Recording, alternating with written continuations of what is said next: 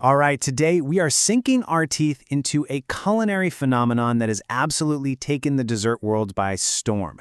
We're talking about the humble yet mighty Taro ball. But first, let me just ask you a quick question. When you think of comfort, that feeling of something truly healing, what color pops into your head? Well, if you're in Taiwan, there's a really good chance the answer is this: a gentle, kind of dusty, unassuming shade of purple. Yep, the color of taro. It's the heart and soul of a dessert that basically defines comfort food for millions. So, how are we going to unravel this whole purple mystery? Well, first, we'll look at the purple storm it's created. Then, we're going to go way back to its surprising Cinderella story. After that, we'll dive into the great chilled versus fried debate.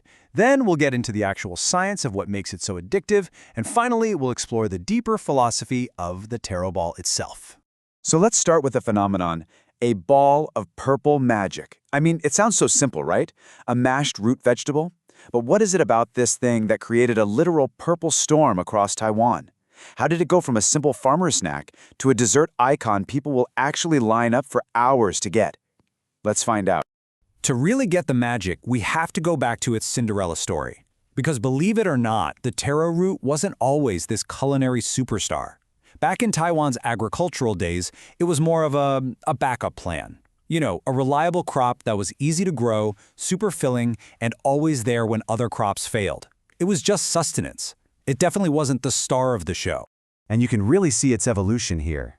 It started as yudzaiwan, just a simple ball of mashed taro and brown sugar for farmers' kids. There was even a savory ancestor, the Lugong yuan, which had a pork filling. But the whole game changed with the Lian Chen Bakery in Keelung. They created the chilled, refined taro ball that just sparked a nationwide craze. So how'd they do it? What was the big secret? It was actually pretty simple. Subtraction. They just took things away.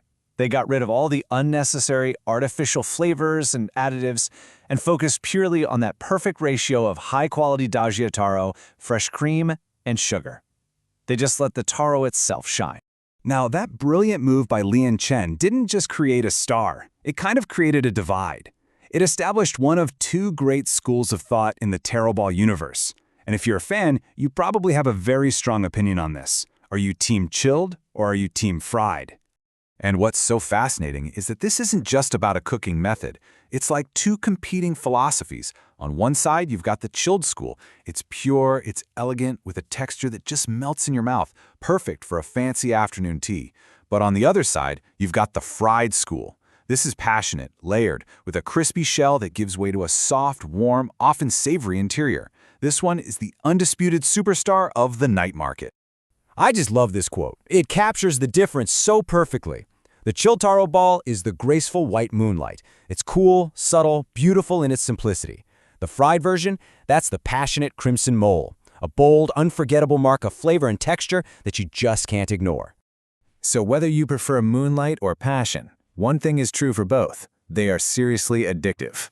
I mean, why else would people happily stand in line for an hour just to get a taste? Well, the answer isn't just about good flavor. It's a fascinating mix of brain chemistry and psychology.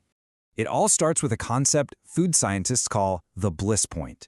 This is that magical sweet spot, that perfect ratio of sugar, salt, and fat that just lights up the pleasure centers in our brains like a pinball machine. Now think about the fried taro ball for a second. You've got the sweet taro filling, a savory salted egg yolk, and that crispy, fatty fried shell. It is basically engineered for addiction. So the thing is, it's a triple threat. It's not just one thing. First, you have the aroma. There's a compound in taro that's been shown to actually trigger feelings of happiness in the brain.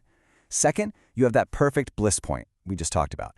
And third, get this, even the color plays a part. Psychologically, that gentle, natural purple has a calming, stress-relieving effect. It's a full-on sensory assault on your craving. Okay, so you know the history, you know the science. Now let's talk philosophy. And let's turn you into a true taro ball connoisseur. I'm going to tell you how to spot an authentic, high-quality one from a mile away. All right, here are the 3 simple tests for authenticity. First, look at the color. Real taro is a grayish purple, maybe a dusty mauve pink. It is never a bright, cartoonish violet. If you see that, it's a dead giveaway for artificial coloring. Second, smell it. The aroma should be light and natural, not some overpowering perfume. And finally, the texture. A real taro ball should have some character. You know, little fibers, maybe tiny chunks of taro. If it's perfectly smooth like jelly, it's probably full of filler starches. And this all speaks to a deeper philosophy. The taro ball is honest. It's unpretentious. It doesn't need flashy decorations or to be overly sweet. It really reflects a certain Taiwanese spirit. Simple and straightforward on the outside, but absolutely full of rich substance and character on the inside.